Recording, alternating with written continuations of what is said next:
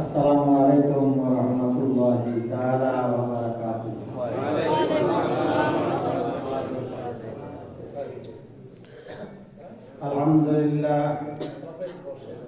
আলহামদুলিল্লাহি রাব্বিল আলামিন ওয়াসসালাতু ওয়াসসালামু আলা সাইয়্যিদিল আমবিয়াই ওয়াল মুরসালিন।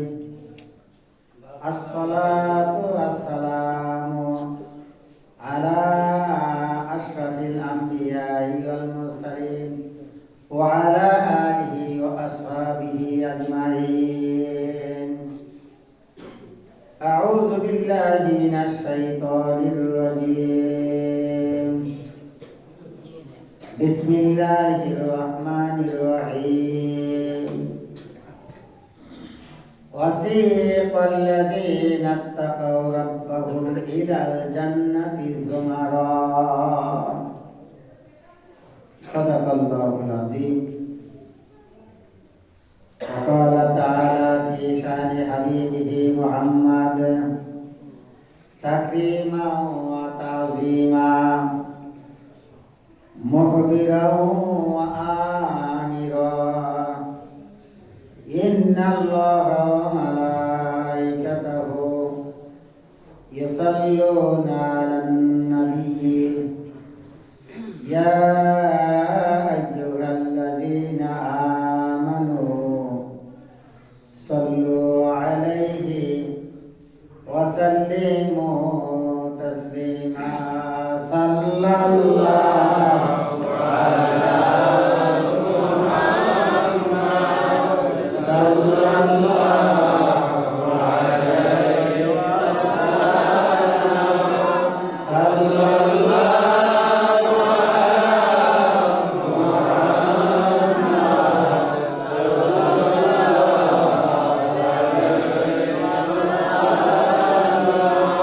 يا صاحب الجمال وسيد البشر.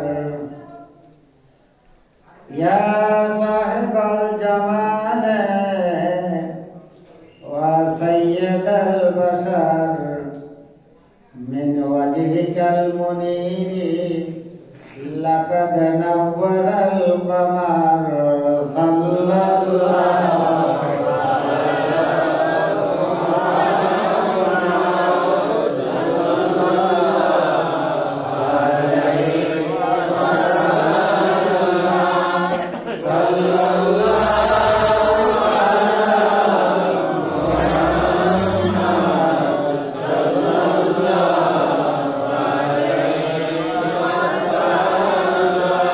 لا يمكن الثناء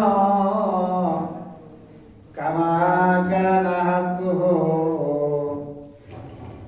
لا يمكن الثناء كما كان حقه. بعد خدا بزرگ کوئی قصہ مختصر. صلی اللہ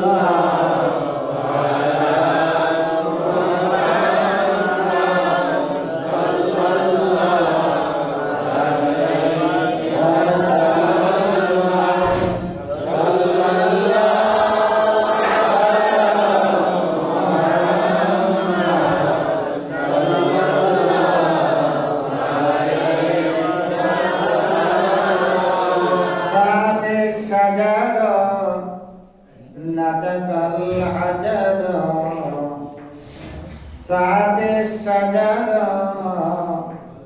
نطق الحجر شق القمر بإشارته. صلى الله على محمد صلى الله عليه وسلم. صلى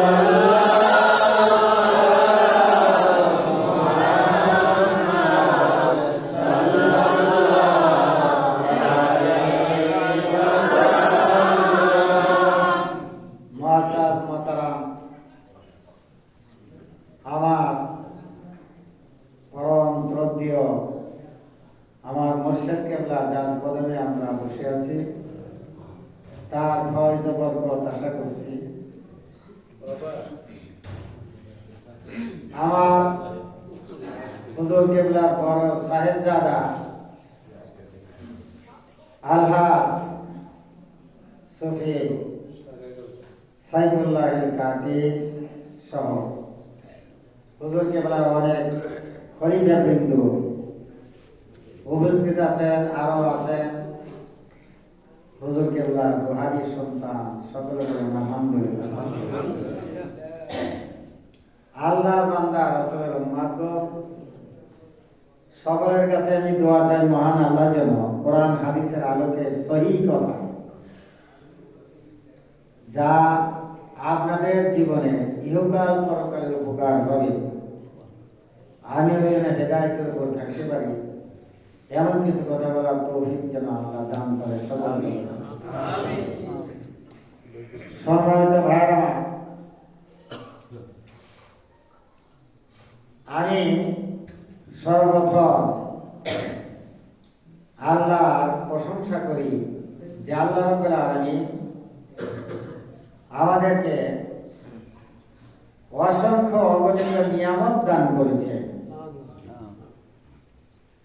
সেই নিয়ামত কি কি এটা আমি বলতে গেলে তো আমার 2-4 ঘন্টায় শেষ হবে না। অসংখ্য অগণিত নিয়ামত দিয়েছে, আল্লাহ নিজেই বলতেছে। এখানে হাফেজ সাহেব অনেকেই উপস্থিত আছে। আল্লাহ বলেন ওয়াইন তাউদ্দু নিমাতাল্লাহ, আমি আল্লাহ তোমাদেরকে এত অসংখ্য অগণিত নিয়ামত দিয়েছি, তোমরা শুকরিয়া আদায় তো দূরের কথা, তোমরা যদি খালি গণনা করতে থাকো তোমাদের জীবনের শুরু থেকে মরণ পর্যন্ত কিচ্ছু যদি তোমরা না করো, খালি আমার নিয়ামত গণনা করতে থাকো, তোমাদের জীবনের হায়াত শেষ হয়ে যাবে। আমার দেওয়া নিয়ামত তোমরা গণনা করেই শেষ করতে পারবে। লা তুহসুহা, এত নিয়ামত দিছি তোমরা গণনা করেই শেষ করতে পারবে না। এই সকল নিয়ামতের চেয়ে সবচেয়ে বড় একটি নিয়ামত আল্লাহ আমাকে দান করছে, আপনাদের দান করছে, সেটা হলো সাইয়্যিদুল মুরসালিন রাহমাতুল লিল আলামিন আহমদ মুজতবা মুহাম্মদ মুস্তাফা সাল্লাল্লাহু তাআলা আলাইহি ওয়া আলিহি ওয়াসাল্লামকে আমাদের নবী রাসূল করেছে, আর আমাদের মতো নগণ্য মানুষদেরকে সেই নবীর উম্মত করেছে। সকলে বলেন আলহামদুলিল্লাহ। আমি মনে করি আল্লাহর দেওয়া এই নিয়ামতের শুকরিয়া যদি, এই একটা নিয়ামতের শুকরিয়া যদি আমার সারা জীবন ভরা আদায় করতে থাকি, তাও আমি মনে করি যে এই নিয়ামতের কিঞ্চিত শুকরিয়া আদায় আমি করতে পারব না। কি বলেন আপনারা? সেই নবীর উম্মত হইছে, এতে আপনারা খুশি নিয়ে বেজা ভাইরা আমার, নবী রাসূলের আদম আলাইহিস সালাম থেকে শুরু করে লক্ষ লক্ষ নবীরা আল্লাহর কাছে দোয়া দরখাস্ত করেছে, জানলা আখেরি পয়গাম্বর মুহাম্মদ রাসূলুল্লাহ উম্মত হতে চায়, আল্লাহ আমাদেরকে উম্মতি মুহাম্মাদি বানায় না। আল্লাহ কারো দোয়া কবুল করে নাই। আমি পাশে চলে গেছি, আমরা তো আগে এলি ভালো হইতো না। আল্লাহ বলতেছেন এটা দেব না। একজন নবীর দোয়া আল্লাহ কবুল করেছে, সেটা আলেম ওলামা জানেন। যে আমার রাজ্জাক ভাই আসছেন, উনি জানেন সেই নবীকে আল্লাহ আসমানে উঠায় রাখছেন। শেষ জামানা আমার নবীর উম্মত হিসেবে পৃথিবীতে আসবে, নবুয়ত নিয়ে না, নবীর উম্মত হওয়ার জন্য পৃথিবীতে আল্লাহ তাকে আবার পাঠাবে। তিনি হচ্ছেন ঈসা আলাইহিস সালাতু ওয়াস সালাম। কোরআন শরীফে আছে আল্লাহ বলেন বার ওয়াফাহুল্লাহ ইলাইহি, আল্লাহ তাকে আসমানে উঠায় রেখেছেন, মরণ হয় নাই। 4 জন নবী জীবিত আছেন, সকল বলেন আলহামদুলিল্লাহ। চারজন নবী এখনো জীবিত আছেন। হযরত ইদ্রিস আলাইহিস সালাম বেহেশতের দ্বারে গেটে যাইয়া বসে ছিলেন। হযরত ঈসা আলাইহিস সালাম তিনি আসমানে আছেন, আর হযরত ইয়াহিয়া আলাইহিস সালাম তিনিও আসমানের পৃথিবীতে বিভিন্ন জায়গায় তিনি থাকতে পারেন। আর একজন আছে হযরত খিজির আলাইহিস সালাম। এই খিজির আলাইহিস সালামের হায়াত একেবারে ইসরাঈল আলাইহিস সালাম সিংহায় ফুৎকার দেওয়ার আগ পর্যন্ত পৃথিবীতে বেঁচে থাকবে।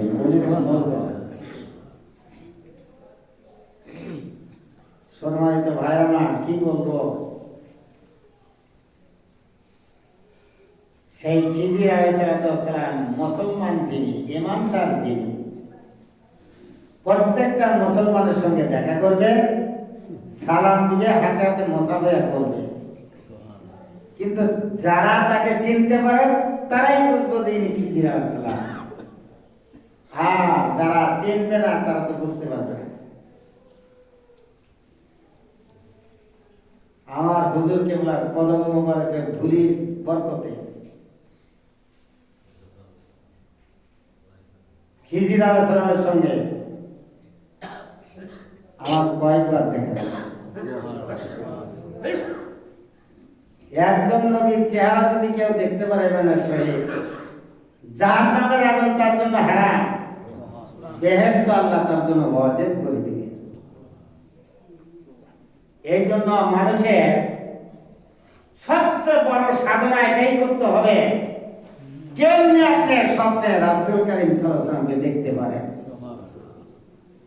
এর চেয়ে বড় সাধনা, এর চেয়ে বড় পাওনা আর কিছু হতে পারে না। রাসূল যখন আপনার আপন হবে, রাসূল যখন আপনার মানে অন্তরের মহব্বতের জিনিস হবে, আল্লাহ রাসূল বলেন, আমাকে যারা অন্তর দিয়া ভালোবাসে, আমি রাসূল ওই উম্মতের ভাঙ্গা গর্ভকার করে গর্ভ আমি মদিনাতুত তৈয়বা থেকে তার ঘরে যা আমি নিজে তার সঙ্গে দেখা করব। আমাদের সাধনা তো সবচেয়ে বড় এইটা হওয়া উচিত। এই সাধনা করতে গেলে কয়েকটা শব্দ আছে, কয়েকটা শব্দ আগে বলে আমি রাসূলের কিছু গুণগান গাব। শর্তটা হলো,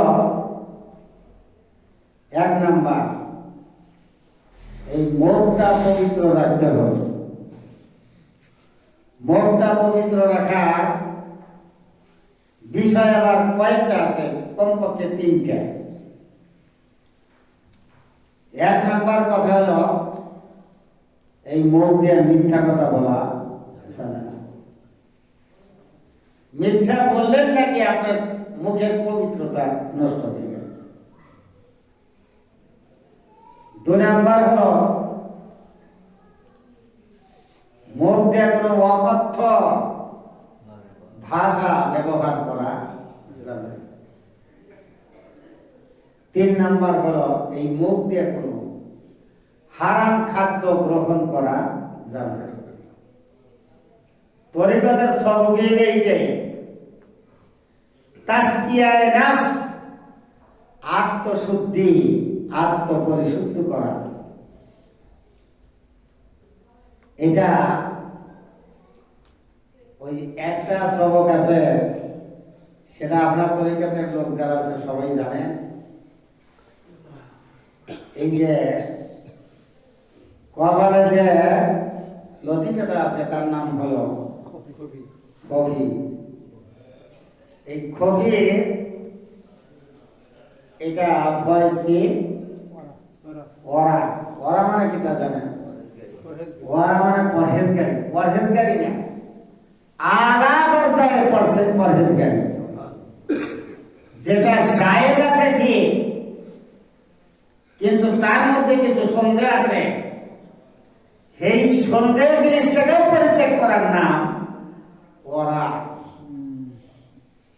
আলা দরজায় হলো পরহেজগারিতা। যেমন একটা উদাহরণ দেব, মশলায় আছে আপনার ওযু আছে, ওযু আছে কিন্তু একটু সন্দেহ আছে, কি যেন ওযু আছে না নাই, আছে ওযু আছে। মশলায় বলে এই ওযু দিয়ে আপনার নামাজ জায়েজ। আমি কথা বুঝাইতে পারছি, এই ওযু দিয়ে আপনার নামাজ জায়েজ। কিন্তু আলা দরজায় যারা তাকওয়া অর্জন করবে তারা বলে না, এই ওযু দেওয়ার দরকার নাই, নতুন ওযু করে নামাজ পড়ব। এই যে ঠান্ডা পানিতে ওযু করবে, আপনি নতুন ওযু দিয়ে নামাজ পড়বেন, নিশ্চিত যখন হবে আমার ওযু আছে, তখন এই ওযু দিয়ে নামাজ পড়তে পারেন। একটু যদি সন্দেহ হয়, কিন্তু আমার তো মনে পড়ে না, ওযু যে গেছে আমার মনে পড়ে না, এরকম অবস্থায় ওযু করে নেওয়াটাই হলো আলা দরজায় হলো পরহেজগারি। এই কাজটা কোন খাদ্য খাইতেছে এটা জায়েজ আছে, জায়েজ আর তাকওয়া কিন্তু এক নয়। জায়েজ হলে এটা জায়েজ, এটা করতে পারবেন, কিন্তু তাকওয়ার দিক দিয়ে এটা অনেক সময় দেখা যায় এটা করা চলে না। তাহলে আপনি যখন মুখ দিয়া কোন খাদ্য খানা, সন্দেহযুক্ত খাদ্য খানা যদি খান, এটাও কিন্তু বর্জন তিনি করতে পারবেন, তাজকিয়ায়ে নাফস হবে, এবং সেই লোকটা নবী কারীম সাল্লাল্লাহু আলাইহি ওয়াসাল্লামকে স্বপ্ন দেখার জন্য সহজ হয়ে যাবে। কিন্তু প্রধান শর্ত হলো আল্লাহর হাবিবকে নিজের জানের চেয়ে বেশি ভালোবাসতে হবে। যেমন একটু আগেও আলোচনা হলো, সূরা আহজাবের একটি আয়াত আছে, আন-নাবিয়্যু আওলা বিল মুমিনিনা মিন আনফুসিহিম। মুমিনদের কাছে নবী কারীম সাল্লাল্লাহু আলাইহি ওয়াসাল্লাম বলেন এত আপন যে নিজের জানের চেয়েও আপন। ভাইরা, এটা ব্যাখ্যা করতে গেলে অনেক সময় লাগবে। নিজের জানের যে কত দাম, মানুষ কথায় কথায় বলে যে আমি ওকে জানের চেয়ে বেশি ভালোবাসি, এটা মিথ্যা কথা। নূহ আলাইহিস সালামের ছেলে কেনান তার পরিচয় দিছে। নূহ আলাইহিস সালাম যখন তার ছেলেকে বলল যে বেটারে আজকে আর বাঁচবি না, আমার নৌকায় চড়, কয় না নৌকায় চড়বো না, আমি পাহাড়ে উঠবো, চূড়ায়, পাহাড়ের চূড়ায় উঠবো। ইয়াসিলুকা মিনাল মা, পানি আমাকে ওই পাহাড়ের চূড়ায় স্পর্শ করতে পারবে না। নূহ আলাইহিস সালাম বলেছেন লা আসিমাল ইয়াউম, কোথায় আজকে তুমি নাজাত পাবে না, একমাত্র আমার কিস্তিতেই নাজাত পাবে। তো পাহাড়ের চূড়ায় গেল, কোলে আসছিল ছোট একটা ছেলে। যখন দেখলো যে পাহাড়ের যে চূড়ায় উঠছে, পাহাড়ের চূড়াটাও মানে কি করলো, ডুবে গেল পানিতে। এরপরে পানি হাঁটু পর্যন্ত হইল, কোমর পর্যন্ত হইল, ছেলে তো তার কোলে। যখন কি করলো, এই গলা পর্যন্ত পানি হলো, ছেলেটাকে মাথায় উঠাইল।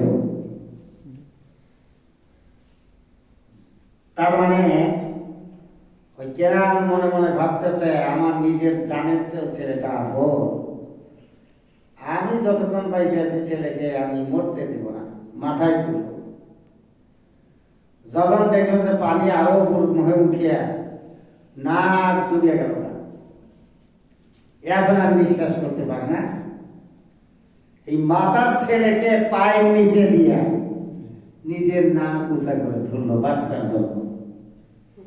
আমি কি বোঝাইতে পারছি যে নিজের জানের চেয়ে কেউ আপন না? যেই যতই বলুক না কেন আমার জানের চেয়ে তোমাকে বেশি ভালোবাসি, এটা মিথ্যা কথা। নিজের জানের চেয়ে কাউকে বেশি ভালোবাসতে পারে না।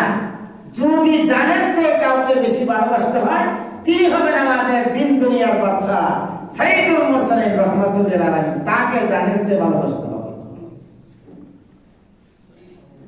এই উদাহরণ দিতে গেলে আপনার মোতার যুদ্ধের খবর জানেন। আল্লাহ রাসূল তিনজনকে সেনাপতি বানিয়েছিলেন। একজন হলেন রাসূলের পালিত পুত্র যায়েদ বিন হারেসা, দুই নম্বরে হলেন তার চাচাতো ভাই জাফর বিন আবি তালেব, তিন নম্বর হলেন আব্দুল্লাহ বিন রাওয়াহা। আল্লাহ রাসূল বললেন, আমার যায়েদ যদি শহীদ হয়ে যায়, আমার চাচাতো ভাই জাফর বিন আবি তালেব সেনাপতি হবে। আমার চাচাতো ভাই যদি শহীদ হয়ে যায়, আব্দুল্লাহ বিন রাওয়াহা তিনি হবেন সেনাপতি। আব্দুল্লাহ বিন রাওয়াহাও যদি শহীদ হয়ে যায়, তোমরা একজনকে সেনাপতি বানাইয়া যুদ্ধ পরিচালনা করবে। জ্ঞানী লোক যারা তারা বুঝতে পারছে যে এই যুদ্ধে এই তিনজন সেনাপতির একজন যুদ্ধের থেকে ফিরে গাজী হইয়া ফিরে আসতে পারবে না। যুদ্ধে জয় হোক বা পরাজয় হোক সেটা বড় কথা না, যুদ্ধের থেকে এই তিনজন ফিরে আসতে পারবে না। এমনকি একজন ইহুদি ওখানে উপস্থিত ছিল। সেই ইহুদি বলছিল, আরে তোমাদের নবী মুহাম্মদ সাল্লাল্লাহু আলাইহি সাল্লাম যে তিনজন সেনাপতির কথা বললো যে এ যদি শহীদ হয় ও হবে, ও যদি শহীদ হয় ও হবে, সেও যদি শহীদ হয় আরেকজনকে বানাইবে। এই কথা যে বলে দিছে, এই তিনজনের যুদ্ধের থেকে ফিরতে পারবে না। ইহুদি আমার নবীকে কত বিশ্বাস করেছে যে তার মধ্যে যেটা বাইরেছে এটা দুনিয়া উল্টা যেতে পারে, মুহাম্মদ সাল্লাল্লাহু আলাইহি ওয়াসাল্লামের কথা উল্টে যাবে। সুবহানাল্লাহ। আচ্ছা আপনারাই বলুন, যে যে তিনজন সেনাপতির কথা বললো শহীদ হয়ে যায় যাইবে, এই তারা কি জানছিল যে আমরা শহীদ হবো না বাইসে আসবো? এটা কি জানছিলেন বলতে দিন? আর না কোনটা এরাও জানছে, সুবহানাল্লাহ।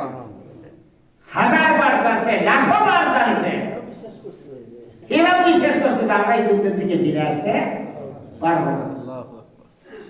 এটা হাদিসে স্পষ্ট, বুখারী শরীফের মধ্যে আছে, মেশকাতের মধ্যেও আছে, আর অন্যান্য হাদিসের মধ্যে আছে। তাই বলে কি তারা জান বাঁচাইবার জন্য রাসূলের কথা মানে ফাঁকি দিয়া কোথায় কি আত্মগোপন করছিল? না। বন্ধুরা আমার, আল্লাহ রাসূল আরো বললেন, তোমাদেরকে যেহেতু সেনাপতি বানাইছি, তোমরা যা তোমাদের পরিবারের কাছ থেকে ছেলে মেয়ের কাছ থেকে বিদায় নিয়ে আসো। বন্ধুরা আমার, বিদায় নিতে বললেন কেন? তার মানে আর জীবনে তাদের সঙ্গে দেখা হবে না, এই জন্য তোমরা একটু তাদের কাছে দোয়া নিয়ে বিদায় নিয়ে আসো।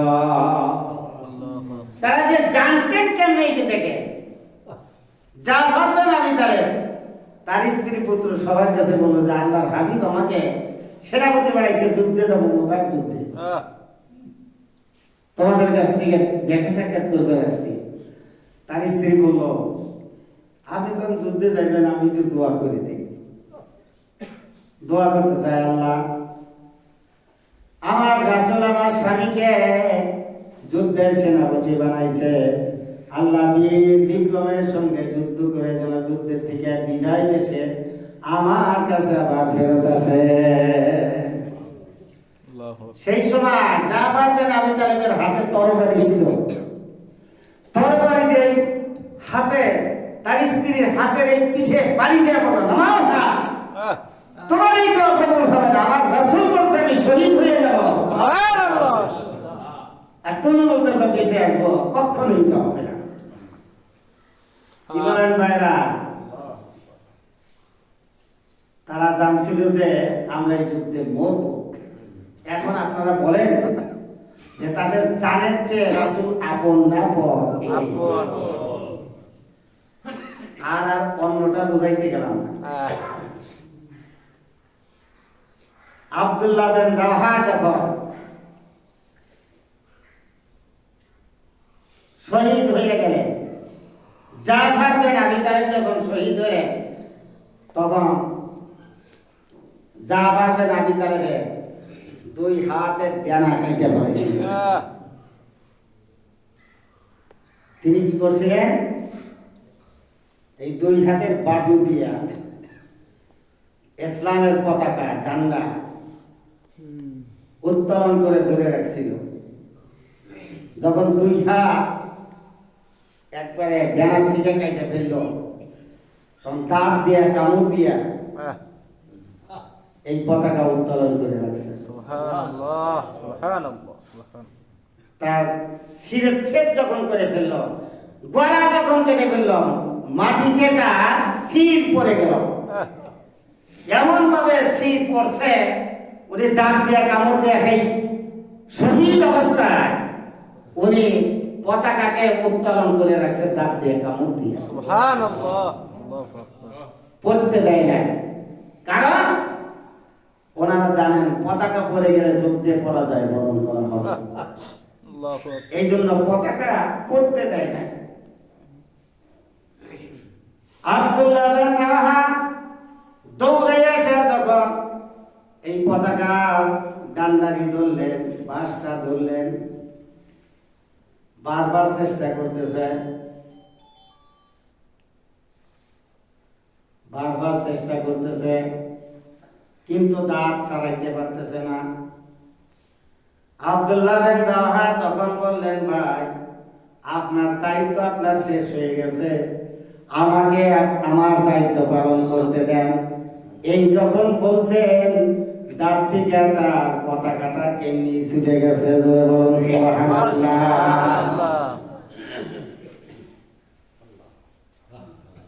আল্লাহ রাসূল গায়েব জানে না। যে ভণ্ডরা বলে, যে পরপুরুষরা বলে, আবুল ইয়ালা নামক একজন সাহাবা মুতার যুদ্ধের থেকে পাঠাইছে রাসূলকে যুদ্ধের সংবাদ মানে দিবার জন্য, যে কেরা কেরা শহীদ হয়েছে, যুদ্ধের পর্যায়ে কি হয়েছে এটা জানানোর জন্য আবুল ইয়ালা নামক একজন সাহাবাকে পাঠাই দিয়েছে। আয়েশা আল্লাহর হাবিবকে সালাম দিয়ে বলতেছে, ইয়া রাসূলুল্লাহ, আমি মুতার যুদ্ধের সংবাদ শোনাবার জন্য আমি আসছি। আল্লাহ রাসূল বললেন, তুমি কি আমাকে সংবাদ শোনাবে নাকি আমার কাছ থেকে তুমি সংবাদ শুনবে? সুবহানাল্লাহ। মানে আমার রাসূল মুতার যুদ্ধের সব ঘটনা স্বচক্ষে দেখেছেন এবং জানছেন। জোরে বলুন সুবহানাল্লাহ। সুবহানাল্লাহ। ইবলিসের দলেরা কোন সাহসে বলে মুহাম্মদ রাসূলুল্লাহ আমার মতোই মানুষ? আল্লাহ। তাহলে ওরা মনে হয় এগুলো জানে কিছু নাকি? না।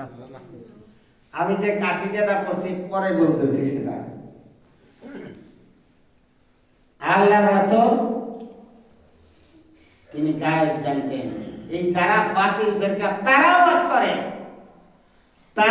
করে যে রাসূল এইটা করছে, এইটা দেখছে, এটা তারা কয়, কিন্তু সময় মতো কয় যে না রাসূল গায়েব জানে। যেমন দেলাওয়ার হোসেন সাইদি নামি বল, শাহবাজ করে কয় বদরের যুদ্ধে কোন জায়গায় আবু জেহেল মরবে, নিহিত হবে, আল্লাহ রাসূল চিহ্ন করে সাহাবাদেরকে দেখাইলেন। আর এক পান্ডা কহানি বলবে সেটাও দেখাইলেন। এরকম যত জায়গায় দেখাইছেন। যুদ্ধের পরে সাহাবারা বলে যে আল্লাহ রাসূল যে বলছিলেন আবু জেহেল মরবো, অমুকে হইলে মরবো, অমুকে হইলে মরবো, আল্লাহ রাসূলের কথা ঠিক কিনা। তারা ওখানে যায় দেখে আবু জেহেলকে যেখানে মরার কথা বলছে এই নিয়ে চিৎ ফাড়ান দিয়ে শুয়ে রয়েছে। সুবহানাল্লাহ। তাহলে আল্লাহ রাসূল যে আগে যে এই ঘটনা বললেন, ঘটনা ঘটলো পরে, এটা কি গায়েব না? অবশ্যই। গায়েব আবার দুই প্রকার, আমি একটু বোঝাই দিই। সেটা হলো এই, একটা হলো গায়েবে আসলি, যেটা মানে একমাত্র আল্লাহই জানেন, কেউ জানে না। আর একটার নাম হলো গায়েবে আতাই, প্রদত্ত গায়েব। নবী পাক সাল্লাল্লাহু আলাইহি সাল্লামকে আল্লাহ সব জানিয়ে দিয়েছে। কিয়ামত কবে হবে, কিয়ামতের আলামত কি হবে, হাসরের ময়দানে কি হবে, পুলসিরাতের পারে কি হবে, নেউটি ওজনের জায়গায় কি হবে, বেহেশতে যাওয়ার সময় কি ঘটনা ঘটবে, বেহেশতের খবর বা পরকাল হাসরের ময়দান এখন হইতেছে নাকি? এই যে মাথা মারে এখন হইতেছে, হাসরের ময়দান এখন হইতেছে না না। আজ থেকে ১,৫০০ বছর আগে রাসূল বলে গেছে কিয়ামতের আলামত এই হবে। পর্যায়ক্রমে হইতেছে না, দেখেছে। জি, এটা বুঝি গায়েব না? না, অবশ্যই গায়েব। বন্ধুরা আমার, নবী পাক সাল্লাল্লাহু আলাইহি ওয়াসাল্লামকে জানের চেয়ে যদি ভালোবাসতে পারেন, আর এই ভালোবাসার নমুনা হলো আপনি যত আমল করবেন সবচেয়ে গুরুত্বপূর্ণ আমল হবে আল্লাহর রাসূলের উপরে বেশি বেশি দুরূদ শরীফ পাঠ করতে হবে। সুবহানাল্লাহ। যত বেশি দুরূদ শরীফ পাঠ করবে আল্লাহর রাসূলের সঙ্গে তত আপনার বেশি বিবাদ হবে। সুবহানাল্লাহ। এর মধ্যে চিশতিয়া তরিকার একটা দুরূদ শরীফ আছে। এই দুরূদ শরীফের নামই দেওয়া হয়েছে দুরুদে রুইয়াতুন নবী, নবীকে দেখার দুরূদ শরীফ। আল্লাহুম্মা সাল্লি আলা সাইয়্যিদিনা মুহাম্মাদিন নাবিয়্যিল উম্মি ওয়া আলিহি ওয়া সাল্লাম। আমার হুজুর কিবলার মুখে আমি শুনছি যে এই দুরূদ শরীফ দ্বারা ঈশা নামাজের পর যারা এটা চক্ষু বন্ধ করে মোরাকাবা হালাতেই দুরূদ শরীফ পড়বে। হাদিসটাকে কইলে নেই, হাদিসটা হলো এই, আল্লাহ রাসূল বলেন মান রাআনি ফিল মানামে ফাসায়ারানি ফিল ইয়াকজাতে। মিশকাত, বুখারী, মুসলিম, তিনটা হাদিসে এই চোখ দিয়ে আমি দেখছি। আল্লাহ রাসূল বলতেছেন স্বপ্নের যুগে আমি রাসূলকে যারা দেখবে বেশি দেরি হবে না, অতি সত্বর তাড়াতাড়ি আমি রাসূল তাদেরকে দেখা দেব এমন অবস্থায় তারা জাগরিত অবস্থায় চর্ম চোখ দিয়ে আমাকে দেখবে। সুবহানাল্লাহ। ফাসায়ারানি ফিল ইয়াকজাতে, ফাসা শব্দের অর্থ হলো অতি তাড়াতাড়ি, ইয়ারান শব্দের অর্থ হলো দেখবে। ফাসায়ারানি, আমাকে তারা অতি সত্বর দেখবে, ফিল ইয়াকজাতে, জাগরিত অবস্থায় এই চর্ম চোখ দিয়ে দেখবে। সুবহানাল্লাহ। এই যে বাতিল ফেরকা আমরা যাদেরকে বলি, তার মধ্যে রশিদ আহমদ গাঙ্গুহি একজন, কাসেম নানতুবি একজন, আর হলো আশরাফ আলী থানভী, আর খলিল আহমদ আমবেটি। এই পাক ভারত উপমহাদেশের মধ্যে বিখ্যাত চারজন আলেম মুরিদ ছিল হাজী ইমদাদুল্লাহ মুহাজিরে মক্কি রহমাতুল্লাহ আলাইহি। সুবহানাল্লাহ। এ আবার কেমন লোক ছিল জানেন ভাই? আবার বেজার হইেন না। হ্যাঁ, আবুল কেদাও কইছি, আবুল কাসেম নানতুবি প্রথম কইছি। ও রশিদ আহমদ গাঙ্গুহি, আশরাফ আলী থানভী, খলিল আহমদ আমবেটি। হ্যাঁ, নাম বেটি কইতে থাকে। এই লোক আসলে মনে করেন আমগো এই যে আরে আনোয়ার বাগনু সে আসলে দরবেশ কিন্তু বড় আলেম ছিল না। পাক ভারত উপমহাদেশের মধ্যে বিখ্যাত চারজন আলেম তারই মুরিদ ছিল। তাহলে বোঝেন যে কত ঊর্ধ্ব দরজায় আল্লাহ বলেছিলেন হাজী ইমদাদুল্লাহ মহাজির মক্কি। তিনি যদি মোরাকাবানা তিনি যদি দরখাস্ত করতেন আল্লাহর হাবিবের কাছে যে ইয়া রাসূলুল্লাহ এই মুহূর্তে আমি আপনাকে একটু দেখবো, আপনার সাথে কথা বলবো, সাক্ষাৎ করবো, বাইয়ার পর্ব কিছু লাগে নাই, আল্লাহর হাবিবকে সরাসরি তিনি এই চর্ম চোখ দিয়ে দেখতে পারতেন। সুবহানাল্লাহ। ওনার একটা কিতাব আছে আমার লিখিত আমার কাছে, ফয়সালায়ে হাফতে মাসায়েল। এই কিতাবটা সম্পর্কে একটু বলি। আমি হুজুর কেবলার সাথে এই যে এই পাইকারি দেশের নোয়াখালী মাহফিল করতে গেছিলাম। ওখানে একটা তরিকতের লোক আছিল, তার নাম হলো গাজীউর রহমান। ভাই হয়তো চেনেন না, গাজীউর রহমান। এই লোকটা কি বুঝবা জানি না, ও আমার দিকে বাড়ি থেকে এই হাফতে মাসাইল বইটা আইনা গুলো, হুজুর আমি এটা আপনাকে হাদিয়া দিলাম। সুবহানাল্লাহ। পরে এই বইটা আমার কাছে এখন আছে, মাঝে মাঝে পড়ি। আল্লাহু আকবার। তো এই হাফতে মাসাইল বইটা 7টা মাসলার ফয়সালা সমাধান, ফয়সালায়ে হাফতে মাসাইল। তার মধ্যে একটা মিলাদ কিয়ামেরও আছে। সুবহানাল্লাহ। মিলাদ কিয়াম জায়েজ কি জায়েজ না? আমি বলছিলাম হাজী ইমদাদুল্লাহ মুহাজির মক্কি আল্লাহ রাসূলকে ডাক দিলেই উনি উপস্থিত হলেন। এই হাফতে মাসাইল কেন লিখলেন? ওই যে চারজন আলেম, বিখ্যাত আলেম, একজনকে কওমি লোকেরা হাকিমুল উম্মাত কয়, আর কাসেম নানতবি দেওবন্দ মাদ্রাসার প্রতিষ্ঠাতা, আর চরমোনাইয়ের গোলার পীর সাহেবের নাম হলো রশিদ আহমদ গাঙ্গুহি, আর একজন খলিল আহমদ আম্বেটি। এই বিখ্যাত চারজন আলেম তার মুরিদ ছিল বটে, কিন্তু হাজী ইমদাদুল্লাহ মুহাজির মক্কি মিলাদ কিয়াম করতে এই চারজন বলতো এটা এটা না যায়, এটা করলে কবিরা গুনাহ হয়, এই ফতোয়া দিছে। দেখছেন কিরকম মুরিদরা কিরকম বিশ্বাস, বিশ্বাস যা করে মুরিদরা তা বাধা দেয়, বিপরীত করে। তারই কি মনে করেন ফয়েজ বরকত পিসাবের হাসিল হবে? জয়গান হবে কিনা? পিসাবের সংশোধন করতে চায়, মিলাদ করা যাবে না, কিয়াম করা যাবে না। এই জন্য তিনি বইটা লিখলেন কোরআন হাদিস দিয়ে।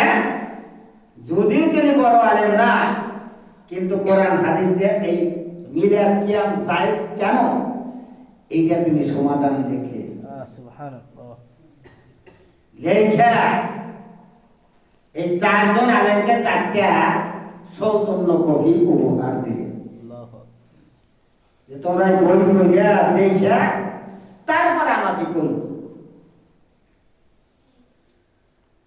এই চারজন আলেম আগাগোড়ায় বই পড়লেন, পড়ার পরে আমি বলবো কাসেম নানতবি, আশরাফ আলী থানভী আর খলিল আহমদ আম্বেটি, এরা কি করলেন? এরা বললো যে আমার হুজুর তো বড় আলেম না, যা মোল্লায় তাই লেখুক গা, আমরা মিলাদ কিয়ামের পক্ষে ফতোয়া দেব না। তিনজন কি করলো?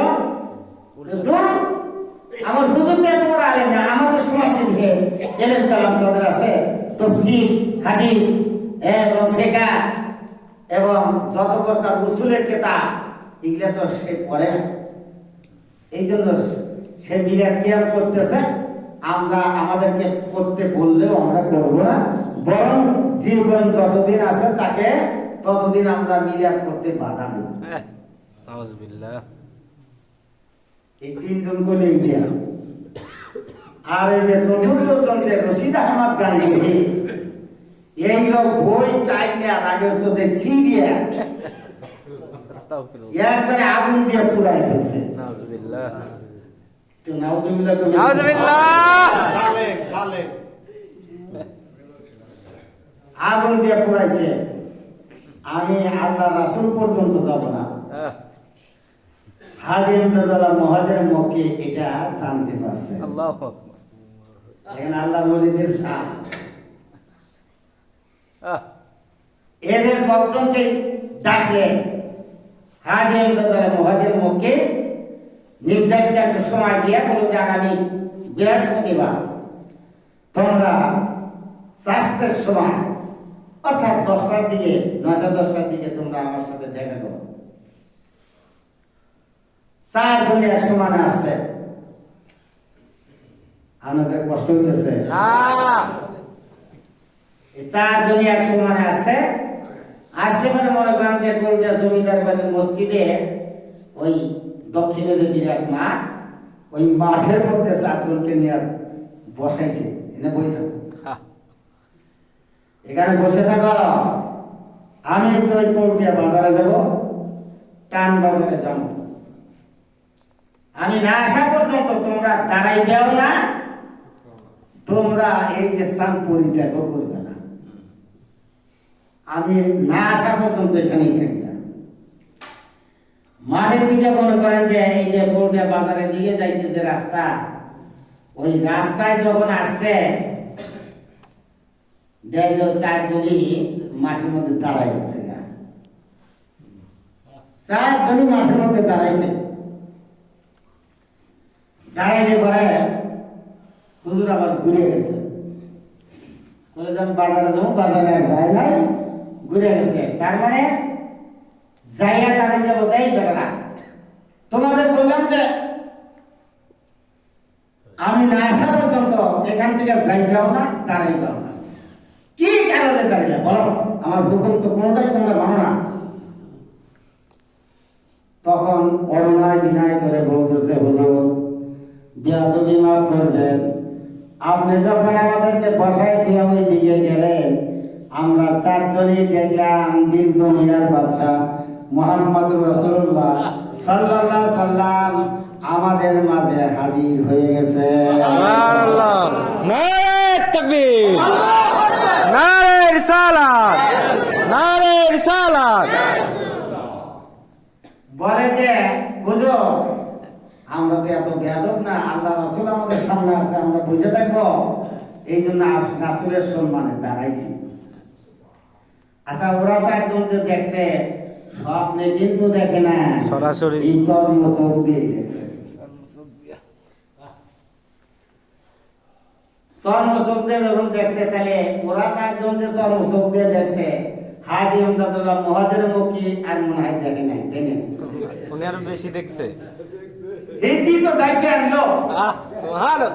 কি বলেন ঠিক না? ওকে বসাইছে, তার মানে হলো আমি আল্লাহ রাসূলকে ওকে সামনে আনবো। সুবহানাল্লাহ, আল্লাহু আকবার।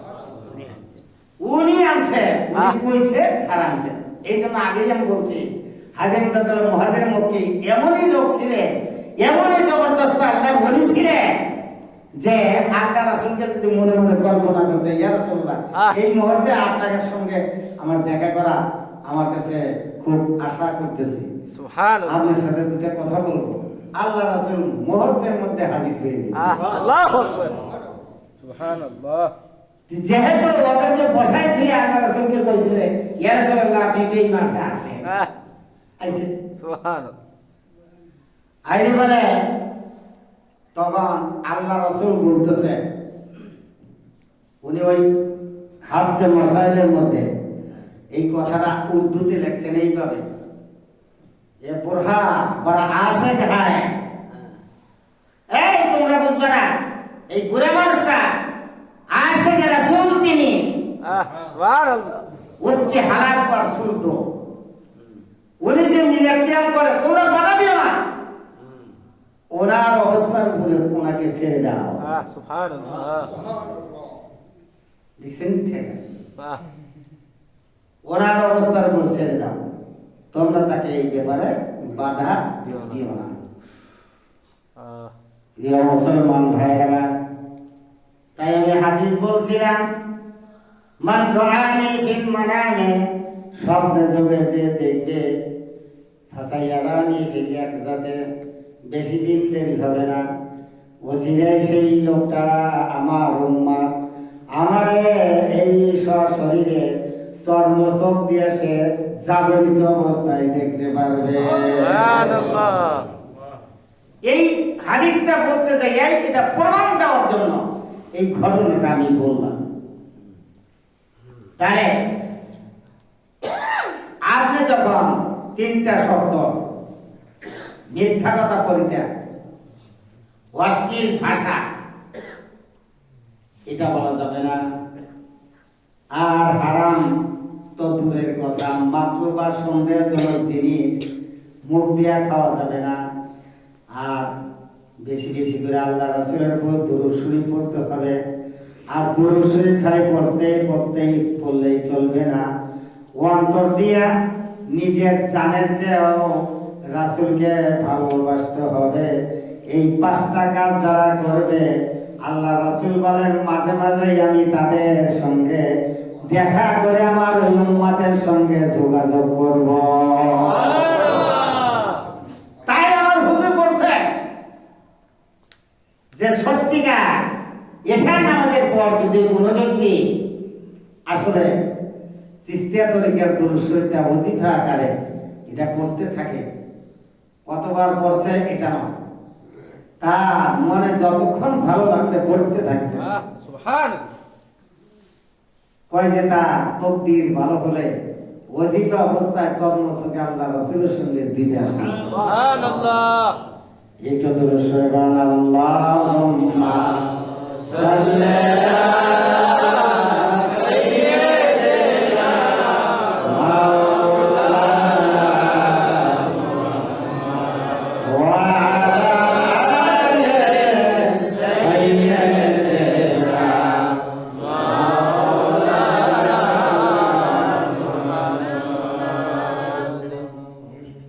আমি তো ঘড়ি দেখলাম কেবল, দেখে 3 ঘন্টা তো হয়ে গেছে, আর 15 মিনিট আছে। কথা তো আমার মানে 10 ভাগের 1 ভাগ আমি শেষ করতে পারলাম না। যাকে আমি তারপরেও সময়ের মধ্যে শেষ করবো। ভাইজান 2 বার আমাকে বলছেন যে যাকে যে সময় দেওয়া হয় ওই সময়ের মধ্যে শেষ করবেন। প্রিয় মুসলমান ভাইরা, আমি সেদিন এলাচিপুর হাফেজ সাহেবের মসজিদে যায় বা হাফেজ সাহেবের মাদ্রাসায় এই কথাটা বলছিলাম, সেটা হলো কোরআন কারীমের সূরা কাহাফ একবারে শেষের আগে কুল লাউ কানাল বাহরু মিদাদান লিকালিমাতি রাব্বি লানাফিদাল বাহরু ক্বাবলা আন তানফাদা কালিমাতু রাব্বি ওয়ালাউ জিনা বিমিসলিহি মাদাদা।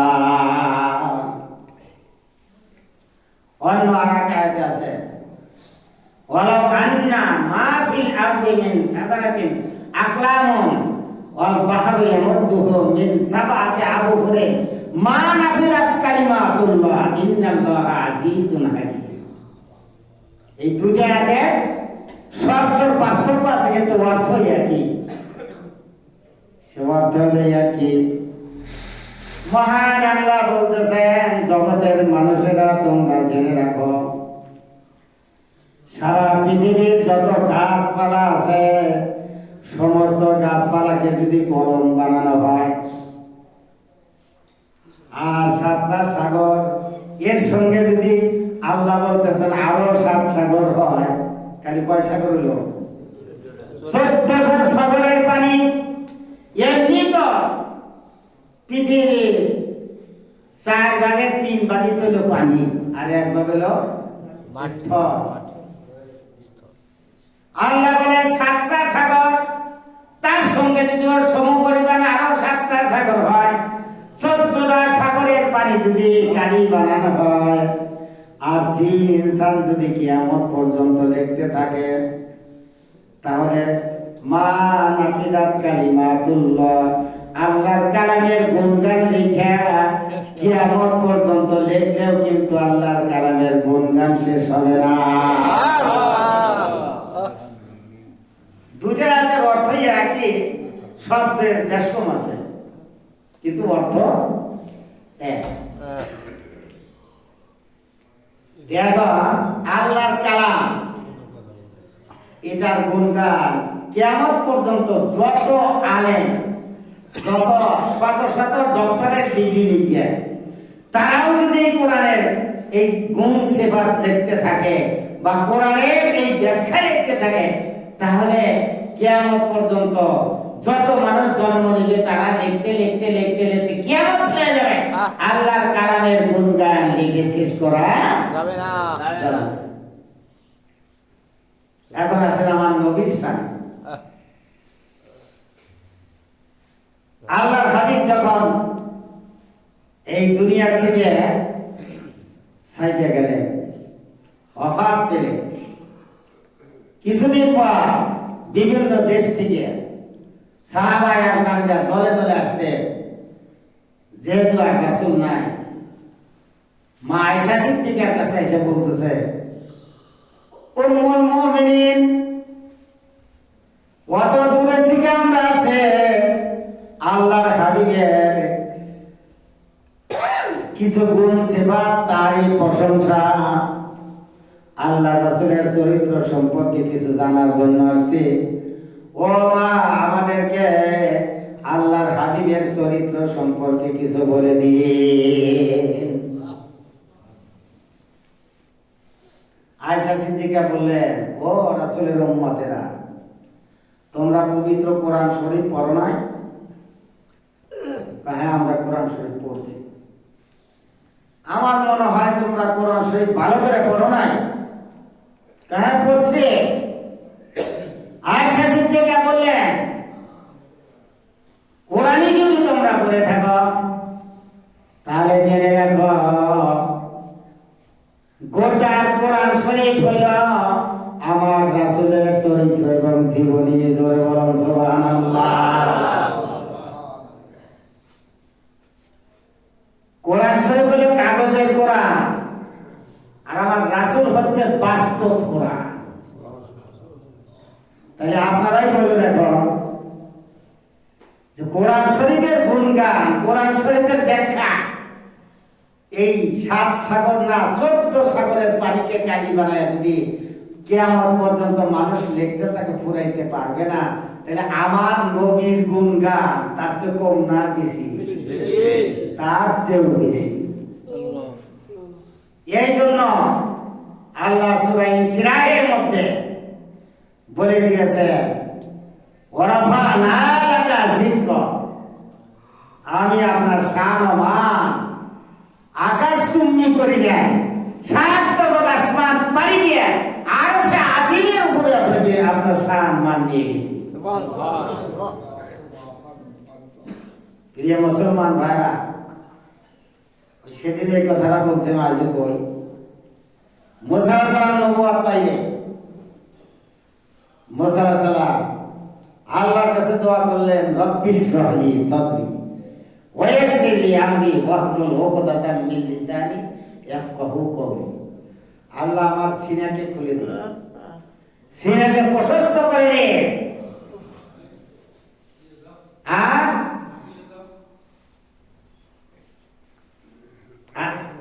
রব্বিশ রাহলি সাদরি, আমার সিনাকে মুক্ত করে দিন, খোলাসা করে দিন, প্রশস্ত করে দিন। কেন? কোরআন কারিমের এক আয়াত আছে, আফামান সারাহাল্লাহু সাদরাহু লিল ইসলাম ফাহুয়া আলা নূরিন মিন রাব্বিহি।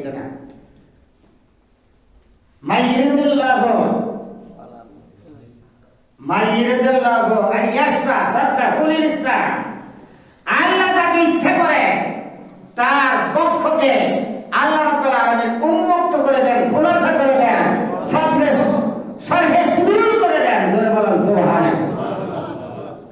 মুসা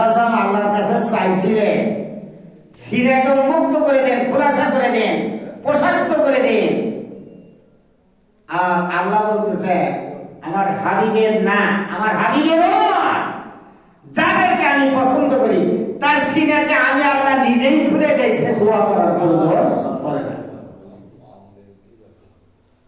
এই জন্য নবী বলেন মানাবো দেন ওয়াতাকাজা মানাবো লুচে তো না গোতাইমা মিশানো দেন।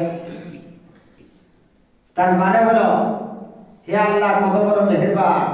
আমি নিজে বলি আল্লাহ কত বড় মেহেরবান, নবী রাসূলরা যেখানে দোয়া করে ফেল করলো হতে পারলো না, আমরা কোন দোয়া দরখাস্তই করি নাই, সেই নবী পাকের উম্মত হিসেবে আমাকে আপনাকে কবুল করেছে। জোরে বলেন আলহামদুলিল্লাহ। হায় আমার সেই নবীর গুণ তারিফ করতে যাইয়া যত বড় বড় সাধক, যত বড় বড় আল্লাহর ওলি, যত বড় বড় মুফাসসির মুহাদ্দিস, যত বড় বড় ফকিহ তারা ফেল খেয়ে গেছে। তারা লিখতে লিখতে যখন ভাষা শেষ হয়ে গেছে বলছে যে আমাদের ভাষা শেষ, রাসূলের কিঞ্চিত প্রশংসা করতে পারলাম না। শেখ সাদি রহমাতুল্লাহ আলাইহি পারস্য ভাষায় বলছে নাদানান কোদানি সকন গোয়ে মা কেওয়ালা তরি যাচ্ছে মান গোয়ে মা। ও রাসূল আমি আপনার প্রশংসা করতে গেছিলাম, কিন্তু প্রশংসা লিখতে লিখতে যখন দেখলাম আমার ভাষা জ্ঞান সব শেষ হয়ে গেছে। আপনি তো এত ছোট্ট প্রশংসার অধিকারী না, আমি যত প্রশংসা করলাম তার চেয়ে লক্ষ কোটি গুণে, হাজার লক্ষ কোটি গুণে মর্যাদা আল্লাহ আপনাকে দান করেছে। শেষ মতে আবার আরেকটা কবিতা লিখছেন তোরা ইজ্জেলাউলা বাতান কে বাসাস, তোরা ইজ্জেলাউলা কে বাতান কে বাসাস সানায়ে তো তোহা ওয়াসি বাসাস। এই কথাটা সেদিনও বলছিলাম এখানে। হরফে মুকাত্তায়াতের অর্থ কেউ জানে না, কিন্তু ওয়া ইয়ালামু তা'ওয়িলাহু ইল্লাল্লাহু ওয়াল ওয়াসিহুনা ফিল ইলম। এখানে ওয়াকফিল আছে ইমাম আযম আহমদ রাহমাতুল্লাহ উম্মতি মুহাম্মাদের মধ্যে যারা পরিপক্ক জ্ঞানের অধিকারী, কোরআন হাদিস যারা পুঙ্খানুপুঙ্খানু রিসার্চ করে, তারা এই হরফে মুকাত্তায়াতের অর্থ তারা জানে। এটা আলেমরা ছাড়া বুঝবেন না, আপনাকে আমি শুনে থাকি। তাহলে তারা বলছে যে সূরা তোহা আর সূরা ইয়াসিন, এই দুটা সূরা শুরুতে যে তোহা ইয়াসিন আছে, এই দুটা আমার হাবিব সাল্লাল্লাহু আলাইহি সাল্লামের পবিত্র নাম। এই জন্য শেখ সাদি রহমাতুল্লাহ আলাইহি বলেছে তোরা ইজ্জেলাউলা বাতাম কে বাসাস সানায়ে তো তোহা ওয়া ইয়াসিন বাসাস। শেখ সাদি রহমাতুল্লাহ আলাইহি বলেন আমার মতো নালায়েক কি আর আপনার প্রশংসা করব, স্বয়ং আল্লাহর কুদরতি মুখে সূরা ইয়াসিন আর সূরা তোহার মধ্যে আল্লাহ নিজে আপনার প্রশংসা করেছে। প্রিয় মুসলমান ভাইরা, আমি যে কাসিদাটা বলছিলাম ফার্সিতে, সেটা হলো সাদের সাজারো নাতাকাল হাজারো সকাল কমার বিশারাতিহি। আল্লাহ আমার নবীকে এত মর্যাদা দান করছিলেন, রাস্তা দিয়ে হাইটে গেলে সৌদি আরবে পড়ায় জায়গায় দেখবেন খালি পাথর আর পাথর। রাস্তা দিয়ে রাসূল হাইটে গেছেন, পাথরটা পর্যন্ত আল্লাহর নবীকে সালাম জানাইছে, আসসালাতু ওয়াসসালামু আলাইকা ইয়া রাসূলুল্লাহ। কোন কোন গাছ পর্যন্ত আল্লাহর রাসূলের ডানাগুলা বাঁকা করে এসে আল্লাহর হাবিবের পায়ে সিজদা করে বলছে আসসালাতু ওয়াসসালামু আলাইকা ইয়া রাসূলুল্লাহ। আল্লাহ রাসূল আবু কুবাইস পাহাড়ের মধ্যে দাঁড়াইয়া আবু জেহেল তখন বলছিল মুহাম্মদ তোমার আমি নবী মানতে পারি, আকাশের চাঁদ যদি তুমি দুই খণ্ড করে দেখাইতে পারো তাহলে আমি তোমাকে রাসূল হিসেবে মানব। আল্লাহ রাসূল আবু কুবাইস পাহাড়ে দাঁড়াইয়া খালি চাঁদের দিকে এই শাহাদাত আঙ্গুল ইশারা করে বলছে দ্বিখণ্ডিত হয়ে গেল। সুবহানাল্লাহ। সঙ্গে সঙ্গে চাঁদ একবারে দ্বিখণ্ডিত হয়ে দুই জায়গায় যায়, একবার থর থর করে কাঁপতেছে। আল্লাহ রাসূল বলেন, হ্যাঁ আমার দেখা হয়ে গেছে, এখন একসাথে হও। তাহলে পৃথিবীর জমিন থেকে বসে ওই আকাশের চাঁদকে আল্লাহ রাসূল হাতের আঙ্গুলের ইশারা দিয়ে দ্বিখণ্ডিত করলেন, যে মৌলবী সাহেবরা কয় যে রাসূল আমার মতো মানুষ, তারাই চাঁদকে 1000 বার টুকরা করতে পারবে, তাই না? নাউজুবিল্লাহ। এই বাতিল ফেরকারা কিভাবে যে মানুষকে, আমি সেই আয়াতটা কইতে পারলাম না, সে আয়াতটা হলে শয়তান হাসরের ময়দানে, ওই সময় শেষ হয়েছে, এইটি কই শেষ করে হাসরের ময়দানে জাহান্নামীরা শয়তানকে পেয়ে যাবে। সে অপারে শয়তান, শয়তান তখন বলবে, শয়তানকে ওই জনগণ বলবে, এই পাইয়া গেছি নেতাকে, এই নেতার হুকুমে আজকে আমরা জাহান্নামী হয়ে গেলাম। নেতার হুকুমে, নেতা আমাকে যা কইছে তাই করছি, আজকে জাহান্নামী দিয়ে তোমার তো পাইছি, এখন এই তোমার কথা শুনে জাহান্নামে যাইতেছি কেন, তুমি এটা জবাব দিয়ে যাও। পরে শয়তান কব, ইন্নাল্লাহা ওয়াদাকুম ওয়াদাল হক, আল্লাহ তো সত্য কথা বলছে। আল্লাহ কি সত্য কথা বলে নাই? বলছে।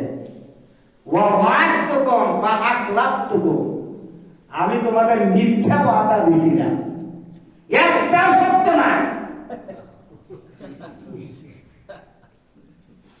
কোরআন শরীফের আয়াতগুলো আমি দেখে কইতে মুখস্থ নাই তো, মানে বলতেছি যে কয় যে একটাও তো আমি সত্য কথা বলি না। এই যে মূর্তি পূজা আছে, কইছে তোমাদের নবী, তোমাদের পূর্বপুরুষ যারা মূর্তি আছিল, তোমরা কোনো নাফরমানি কাজ থেকে বিরত থাকতে চাইলে তাদের মূর্তিটা বানাইয়া সামনে রাখো, আর স্মরণ করে যে এই যে রয়েছে বাবা, এই যে রয়েছে আমাদের নবী, আমরা এটা অন্যায় করতে পারবো না।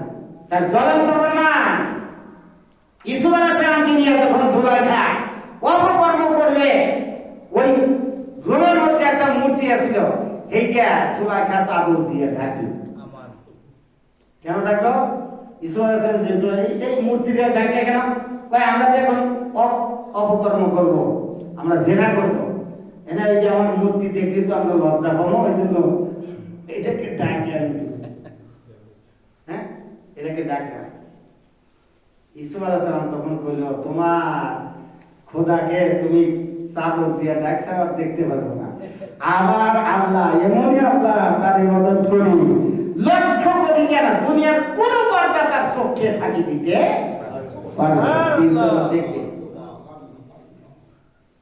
তাই বোঝেন যে এই মূর্তিটা ইব্রাহিম আলাইহিস সালাম যে খানা যাওয়ার সকল মূর্তি ভাঙলো, একটা মূর্তি তো তাকে বাধা দিতে পারবে না যে আমাকে বাংলাদেশে আসো, আমরা 360টা তোমাকে হার করছু চুরমার করে দেব, কইছি তো সব কি বানছে। বুড়াইবার গলায় কোরআন বাজায় থুই আসছে, ওরা মেলার থেকে এসে দেখে ওই আমার খানায় কেমন ঘরে দেখেছে মূর্তিকে সেজদা মেজা করবো, যাতে মূর্তি তাদের দেবতার সর্বনাশ হয়ে গেছে। কেন আমাদের এই দেবতাকে সর্বনাশ করলো কে? পরে অনেকেই বললো যে একটা ছেলে আছে ইউকারুল্লাহ ইব্রাহিম, তাকে মাসে ইব্রাহিম তাকে ডেকে আনো। তখন তাকে ডেকে আছে, কইতেছে মান ফারা বিয়া বিহাতিনা, এই আমাদের এই খোদার সঙ্গে দুর্ব্যবহার কেন করলো? যে কি খোদাকে ইবাদত করে, সেই খোদাকে দুর্ব্যবহার করছে, সেটাও মানে জিজ্ঞেস করতেছে আমাদের খোদার সঙ্গে এই দুর্ব্যবহার করলো কে?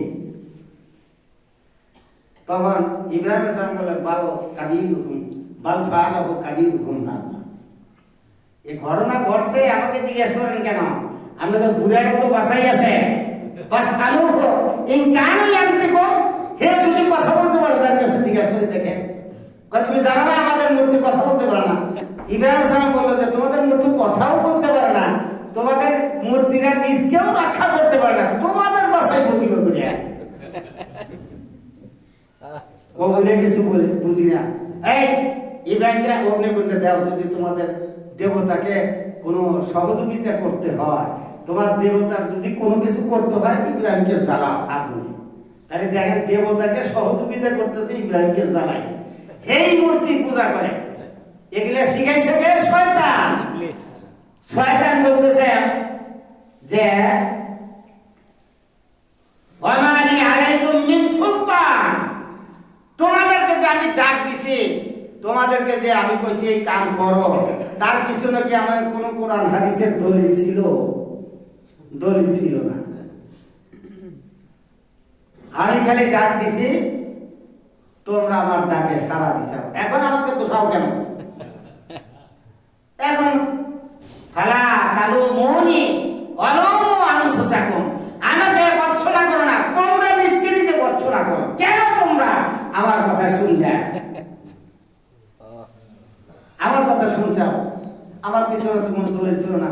কত আলেম ওলামা কোরআন দিয়া, হাদিস দিয়া, ফিকহ দিয়া, ইজমা দিয়া, কিয়াস দিয়া কত বুঝাইছে, এগুলা তোমরা বুঝো নাই। আমার কোনো দলিলই ছিল না, ডাক দিছি তোমরা শুনছাও। বর্তমান এখন যারা বাতিল ফেরকার আলেম আছে, এদের কাছে কোনো দলিল নাই, কোরআন নাই, হাদিস নাই, ফিকহ নাই, ইজমা নাই, কিয়াস নাই। ওরা খালি মুখে বলে বিদআত, এটা নাজায়েজ, এটা কবিরা গুনাহ, আর আমরা এটা মানতেছি। কি বলেন, ঠিক কি না? ঠিক। আমার মনে হয় যে শয়তানের ভূমিকাটা বর্তমানে এই বাতিল ফেরকার আলেমরা, এটা শয়তানের এই ভূমিকাটা তারা নিজেরাই পালন করতেছে। আমরা সতর্ক থাকব ইনশাআল্লাহ। আমরা এই ওয়াহাবিটা 5 দলে বিভক্ত হয়েছে, মনে রেখে এদের কাছে কোন দিন যাইবেন না। আমার হুজুরের দরবার ওই যে জায়গা বসে একজন সকালবেলা এসে কিন্তু হুজুর আমি যাবো না, মোনাজাত হয় না। আমি যে বেগে মোনাজাত তো হয় না, হুজুর আমি তো সিল্লা যাবো, আমি তো সিল্লা যাবো না। তার হুজুর বললেন, আমার স্পষ্ট মনে আছে আমি ওখানে উপস্থিত ছিলাম। আল্লাহু আকবার। আমার হুজুর বললেন, যা তুমি সিল্লা যাও, সাবধান তুমি এই দরবারে আর কোন দিন আসবে। আল্লাহু আকবার। সিল্লা যাও না, কোনলাই যাও না, আমার এই দরবারে আসবে। আল্লাহু আকবার। আল্লাহু আকবার। পরে বেচারা থমকাতের দাঁড়ায় গেল, কি করি? আমি তো কথা দিয়েছি, আমি ট্রেনিং পত্র রেডি করতে খালি যাবো না, মানে সিল্লায় যাবো না, 3 সিল্লায় যাবো না। পরে না আমি আর কিছু কই না, হুজুরের ভুলে আমি কথা কম নাকি। পরে এসে তুমি দাঁড়ায় গেলে গেছা, আমি তো তোমাকে যাওয়ার অনুমতি দিয়েছি। কতক্ষণ বসে বসে থাইকে হুজুরের পায়ে জড়াই দিল, হুজুর আমার ভুল হয়েছে, আমি সিল্লায় আসলাম। আল্লাহু আকবার। আলহামদুলিল্লাহ বলেন। আলহামদুলিল্লাহ। এই একটা হলো সিল্লার দল। এই শয়তানেরা কেউ কেউ বলে, যারা গরিব মানুষ হজ করতে পারে না, তারা 3 বার করে বিশ্ব ইজতেমায় যাবে একটা হজের সওয়াব। নাউজুবিল্লাহ। আচ্ছা, এই যে কথা যে কইলো শয়তান, যে কইছে যে আমি কেন ডাক দিছিলাম তোমরা শুনছাও, আমার তো কোনো কোরআন হাদিসের দলিল ছিল না। ওদের তো এত দলিল নাই, কি বলেন, আছে কি? কোনো দলিল নাই। তাহলে ওরা সম্পূর্ণ ইবলিস শয়তান কইছে আমি এত অবস্থা, ওই যে আমি মুরিদ বানাইছি, ওরা আমার দায়িত্ব পালন করতেছে। কথা ঠিক কি না? কাজ চালাইতেছে মুরিদেরা। হ্যাঁ। আবার এই সিল্লার দল একটা, 2 নম্বর হলো রামসাদের দল একটা। এরা ওই একই, আল্লাহ রাসূলের মুহাব্বত, আল্লাহ রাসূলের গুণগান শুনলে ওদের মানে কলজের মধ্যে মনে হয় বর্ষার আঘাত করা হলো, এরকম একটা অবস্থা। আর একটা আছে যে এই দেওবন্দি কওমির দল, এই যে 22 সালে একদিন আমাকে কইছিলেন, ব্যাখ্যা করছিলেন কওমি মানে কি? যত নবী রাসূলের দলকে গজব দিয়ে আল্লাহ ধ্বংস করছে তাদেরকে কওম বলছে। কওমে লূত, কওমে সামূদ, কওমে আদ, এই যত গজব দিয়ে যত নবীর উম্মতকে ধ্বংস করছে তাদেরকে কওম বলছে। ওরা প্রথম নাম দিয়েছিল দর্শনে জামি, দেখছে হেওয়াটা বাতিল ফিরকা, এক বাচ্চা আছে এরা বাদ দিয়ে বানাইলো খারিজি, দিল যে খারিজি আবার আরেকটা, এটা ইসলামের দল থেকে যারা খারিজ তারা হলো খারিজি, এটা বাদ দিয়ে তারপর সে কওমি, একবারে ধ্বংসের দলে গেছে। যত কওম আছে আমি এক কথাই বললাম, গজব দেয়া তাদের ধ্বংস করে দিছে, এবং পরকালে যারা জাহান্নামে যাবে এদেরকে আল্লাহ কোরআন শরীফে বহু জায়গায় কওম বলছে। এরা কওমি মাদ্রাসা। সাবধান, এই কওমি মাদ্রাসার হুজুররা যে কথা বলে এদের কাছেও যায় না। ঠিক। আর একটা হলো ওই যে কি কয় জামাতে ইসলাম। আমরা কি ওইখানে জামাতে ইসলামের সমর্থক থাকতে পারে? বুঝলেন? এই জামাতে ইসলাম এরা হলো সম্পূর্ণ নবী ও মরিয়াদের দুশমন। ঠিক। এদের পক্ষে কখনো যাবে না। অনেকেই মানে গোয়ায় বাদ চড়াইছে, ওই যে এবারকার ভোটটা জামাতে ইসলামের। আমি তো হেডিনে এই দরবারে বসে বলছি, আপনারা দেখে রাখেন কিয়ামত পর্যন্ত জামাতে ইসলাম কোন রাষ্ট্রীয় ক্ষমতা আসতে পারবে না। কারণ আল্লাহ নবীর দুশমন যারা, আমি বলবে শেখ হাসিনা যত কিছুই হোক না কেন, তো আল্লাহ রাসূলের শানে কিছু হইলে, আমি না রাজনীতির কথা বলতেছি না, আবার এই কথা কইবে ওটা থাকিয়া না না দরকার নেই, কলিয়া কি দরকার সৃষ্টি করা। তারা রাষ্ট্রীয়ভাবে বাড়ি করছিল, মিলাদ উদযাপন করার জন্য এটা রাষ্ট্রীয়ভাবে করছিল, এই কথাটাই আমি কইতে চাইছিলাম। আর এরা ক্ষমতায় আসেই নাই, শাহজালাল শাহপরানের মাজার পর্যন্ত বাঁধতে গেছে। সিরাজগঞ্জে এক মাজার ভেঙে যায়, সেখানে বহুত বিশৃঙ্খলা হয়ে গেছে। ভাইরা আমার, এটা সতর্ক থাকবে, আল্লাহ যেন আমাদের হেফাজত করে সকল। আমি একটা হাদিস বলে শেষ করতে, সেটা হলো আল্লাহ রাসূল বলেন যে সায়াকুনু ফি আখিরিজ জামান দাজ্জালুনা কাযযাবুন। আল্লাহ রাসূল বলেন যে শেষে এই শেষ জামানায় অতি সত্য একদল দাজ্জাল কাযযাব বাইর হবে। ঠিক। ইয়াতুনা বিহাদিসা লাম তাসমাউ আনতুম ওয়ালা আবাউকুম। এমন সমস্ত হাদিস কোরআন তারা বলতে থাকে, তোমরা জীবনে তো হও নাই, তোমাদের 14 পুরুষের পূর্বপুরুষেরা এই হাদিস শোনে। এমন একটা হাদিস, এমন হাদিস বর্ণনা করতে থাকবে। কি বলেন? করে কিনা তারা? কাজেই এদের থেকে সতর্ক থাকবেন। এরা হলো সবই হলো মুহাম্মদ ইবনে আব্দুল ওয়াহাব নজদি। এই মুহাম্মদ ইবনে আব্দুল ওয়াহাব নজদি খালি নিজে প্রকাশ করে নাই যে আমি নবী, ওর নাম তো ছিল মুহাম্মদ, কিন্তু কইতে চাইছিল যে, কিন্তু সাহসে কুলায় নাই। কিন্তু রাসূলের যত নীতি রীতি সব মুছে দেওয়ার জন্য উঠে পড়ে লাগছিল। এই নজদির দল, ওহাবীর দল আল্লাহ রাসূলের কাছে সাহাবারা এসে বিভিন্ন দেশের জন্য দোয়া করলেন, দোয়া চাইলেন। আল্লাহ রাসূল বলেন, আল্লাহুম্মা বারিক লানা ফি ইয়ামানিনা ওয়া শামিনা। আবার কইল, হুজুর আমাদের নজদের জন্য দোয়া করেন। আবার নজদ বাদ দিয়া ইয়ামান শাম, এই দুই দেশের জন্য দোয়া করলেন। আবার বলেন, হুজুর আমাদের নজদের জন্য দোয়া করবেন না। আল্লাহ রাসূল বলেন, নজদের থেকে দুইটা শয়তানের শিং পাই দেব।